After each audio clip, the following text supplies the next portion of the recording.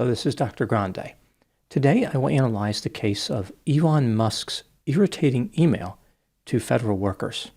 First, I'll look at the background of this case, move to the timeline of the incident, then offer my analysis. Elon Reeve Musk was born in Pretoria, South Africa on June 28, 1971. His family was exceptionally wealthy. Elon eventually made his way to the United States by first moving to Canada. He earned 2 bachelor's degrees, one in physics and one in economics. In 1995, he started a company that developed online city guides. When the company sold 4 years later, Elon received $22 million for his share. Later that same year, Elon started a financial services company. The company merged with another company and would eventually be renamed PayPal. When eBay purchased PayPal in 2002, Elon made $175 million. In May 2002, Elon used almost $100 million to start a spacecraft manufacturer called SpaceX, which eventually became financially successful. In 2004, Elon became the majority shareholder in an automotive manufacturer called Tesla. Over the years, Elon has been involved in several other companies, most of which are technology-related. For example, in 2022, he purchased the social media platform Twitter. It is now called X. At the time I'm making this video, Elon's net worth is about $384 billion, which makes him the richest person in the world. In January 2025, using an executive order, President Donald Trump created an organization called the Department of Government Efficiency. It's pronounced Doge instead of Doggy. This is a missed opportunity. Doggy is a much better name. Either way, Trump designated Elon Musk as a special government employee, a senior advisor, and appointed him as the head of Doge, or Doggy, depending on one's preference for pronunciation. Now moving to the timeline of the incident. On Saturday, February 22, 2025, Donald Trump posted a message on the social media platform Truth Social, which read, quote, "Elon is doing a great job, but I would like to see him get more aggressive. Remember, we have a country to save, but ultimately to make greater than ever before, MAGA." Unquote. Elon replied to this message with, "Will do, Mr. President." Hours later, Elon Musk ordered that emails from the Human Resources account at the Office of Personnel Management be sent to 2.3 million federal employees with the title, "What did you do last week?" The message contained in the emails read, quote, "Please reply to this email with approximately 5 bullets of what you accomplished last week and CC your manager," unquote. The deadline stated in the message was Monday, February 24, 2025, at 11:59 p.m. Elon had posted on the social media platform X that, consistent with Trump's instructions, all federal employees will shortly receive an email requesting to understand what they got done last week. Failure to respond will be taken as a resignation. This was not included in the email. It was only posted on X. Later that same day, Saturday, Elon posted additional messages. He wrote, quote, "To be clear, the bar is very low here.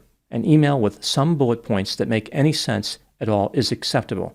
Should take less than 5 minutes to write," unquote. In another message, Elon stated that the email was necessary to ferret out government employees who are, quote, "doing so little work that they are not checking their email," unquote. He claimed that non-existent people, or the identities of dead people, were being used to collect paychecks. The email that Elon sent, as well as the accompanying social media posts, led to disorientation and chaos in federal agencies. There were a variety of responses from the agencies to the messages. For example, the FBI told employees not to reply to the email. The State Department said the same thing. The Department of Health and Human Services told some employees to respond, but others were told to wait. NASA indicated the email was a chance for workers to promote their accomplishments and said employees should reply with speed, accuracy, and detail. On Sunday, February 23, 2025, the leadership at NASA had a change of heart and told employees to prepare a response, but do not send it. Some employees at the National Oceanic and Atmospheric Administration were given the same instructions. And the Cybersecurity and Infrastructure Security Agency told employees to follow the instructions in the email. At the time I'm making this video, many federal employees remain confused, and a large quantity of strong negative reactions have been directed toward Elon Musk. Now moving to my analysis. Here are my thoughts on a few areas that stood out to me in this case. Item number 1. The demand made by Elon in his email is not realistic for many reasons. For example, there is no way that some employees could make the deadline even if they wanted to. There are people who cannot check their email because they are in remote or inaccessible areas of the world. And some employees are on various types of leave, like sick leave or parental leave. Many federal employees are in unions. The president of the largest union promised to challenge any unlawful terminations of federal employees across the country. He also said, quote, "It is cruel and disrespectful to hundreds of thousands of veterans who are wearing their second uniform in the civil service to be forced to justify their job duties to this out-of-touch, privileged, unelected billionaire who has never performed one single hour of honest public service in his life," unquote. Legal experts have indicated that there is no way Elon could treat people who failed to respond to the email as if they resigned. That behavior would be unlawful. Elon has made an idle threat in the email. Even if Elon could somehow fire federal employees, what if none of the 2.3 million federal employees responded? Would he fire everybody? It doesn't seem like Elon has thought this through. Item number 2. It appears as though Elon is extremely disorganized and does not understand mathematics. This is surprising for a person with degrees in both physics and economics.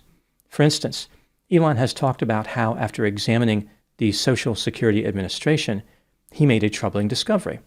The database has a death field, which was set to false for many people who should be dead.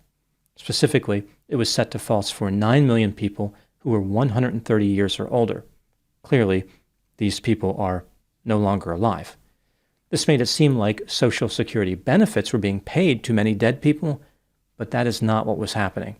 Only 89,000 people over the age of 99 are receiving benefits, which is close to the number of people who should be in that category. There is almost certainly some degree of fraud, but nowhere near the amount that Elon represented. Item number 3. Some people have argued that one reason Elon appears to be so disconnected from how people feel is due to his extreme wealth. Again, he is the richest person in the world. He is in a situation where life is so different, he can no longer relate to others. Is this a valid theory? In order to answer this question, let's take a look at some calculations which capture what it's like to be worth $384 billion. In these calculations, I will be examining what Elon makes from his wealth, not from his direct efforts. This is just what he could collect in returns on an investment of $384 billion. So it is a very conservative estimate of his earnings. Generally, a person who invests in the stock market can expect an annual return of almost 7% after accounting for inflation.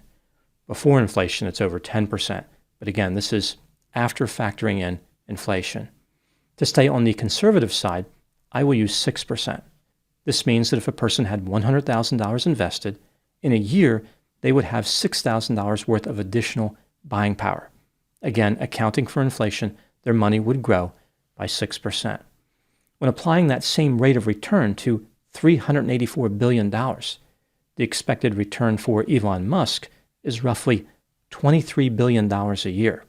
This is equal to $63 million a day, $2.6 million an hour, $43,000 a minute, or $730 a second. The hourly rate is particularly significant when looking for context, like how to understand how much money that really is.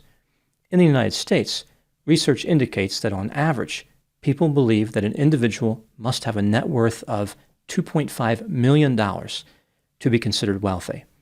Elon Musk earns so much money from his investments that every single hour he could transform a person who has nothing into a wealthy individual. Another way to look at this is to compare his return with the average salary in the United States, which is about $66,500. Elon earns this much every 91 seconds. Again, I cannot overstate, my estimates are very conservative. I'm sure Elon has ways to make much more money than this. His wealth affords him business opportunities that are out of reach for other people, like developing cutting-edge technology and building massive factories. So moving back to that original question, could all this wealth contribute to Elon being disconnected? In my opinion, yes, it could. One of the cornerstones of my profession, counselor education, is leadership. I spent a lot of time in leadership positions and training leaders. My view of leadership is going to be different than somebody like Elon Musk, but there are some elements of leadership that are true across all situations. For example, the worst leaders are those who have nothing to lose or who cannot lose. An example of nothing to lose would be the familiar scenario where a son inherits his father's business. The father dies, the son is now wealthy, he doesn't care about being a good leader or about the continued prosperity of the business. He just wants to cash out and leave. He might try to run the business for a while, but he will only succeed in irritating people. The other side of this, the leader who cannot lose, is rare, but that is the category that Elon Musk is in. In a sense, the need to earn money has no meaning to him. There is never a fear about having unmet needs. Money is never going to be a problem for Elon, no matter what happens. He cannot fail in a way that could negatively affect his lifestyle. If he lost several $billion, it simply would not matter to him. Elon is going through life playing with house money. Combine this with the idea that Elon doesn't really have a lot of empathy to start with, and a serious and destructive problem could develop. With a low level of empathy, one could argue that much of Elon's way of understanding other people comes from his own feelings. Elon comprehends and appreciates the experiences of others through himself. If he doesn't have a particular feeling personally, he has no way to detect or comprehend that feeling in another person. Elon does not have any financial stress. Therefore, he cannot empathize with people who do. I believe Elon's disrespectful treatment of the federal workers with his email can be explained through this mechanism, although it is just a theory. It's like he does not even think of people as human beings. They are just units of productivity, pieces on a chessboard. They are designed to meet his needs and are disposable. He has been given the task of shrinking the federal government, and he will step on anyone he needs to in order to accomplish the mission. Now moving to my final item, number 4.